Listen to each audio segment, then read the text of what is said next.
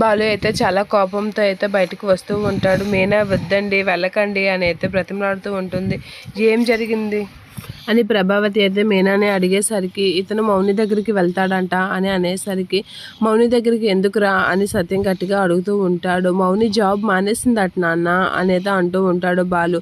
ఆ మాటలకి ప్రభావతి అయితే షాక్ అవుతూ ఉంటుంది. మీనా కూడా అలా చూస్తూ ఉండిపోతూ ఉంటుంది. వీడేంటి మళ్ళీ రచ్చ చేస్తాడా ఏంటి అనేది అనుకుంటూ ఉంటుంది ప్రభావతి. నువ్వు పెళ్లిలో చేసిన రచ్చ చాలు, నువ్వు ఇంకా తన జీవితం నాశనం చేయాలనుకోకో అనేది ప్రభావతి అంటూ ఉంటుంది. ఇక మౌని ప్రభావతి వీళ్ళందరూ అయితే అలా చూస్తూ ఉంటారు. ఇక అదే టైంలో బాలు ఎంతైనా నేను వెళ్తాను అని అనేసరికి ఆగరా అని ప్రభావతి అంటూ ఉంటుంది.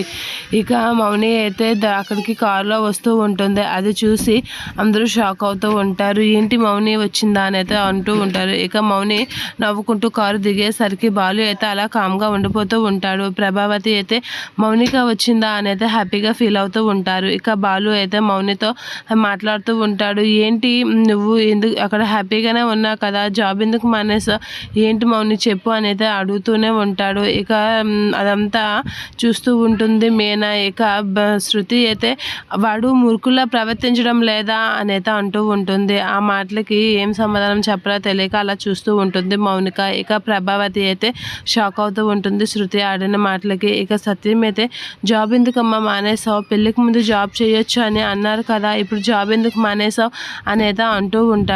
అలా అనేసరికి మౌని ఏం సమాధానం చెప్పలో తెలియక అలా చూస్తూ ఉంటుంది. బాలు కూడా ఏం చెప్తుందా అనేది చూస్తూ ఉంటాడు.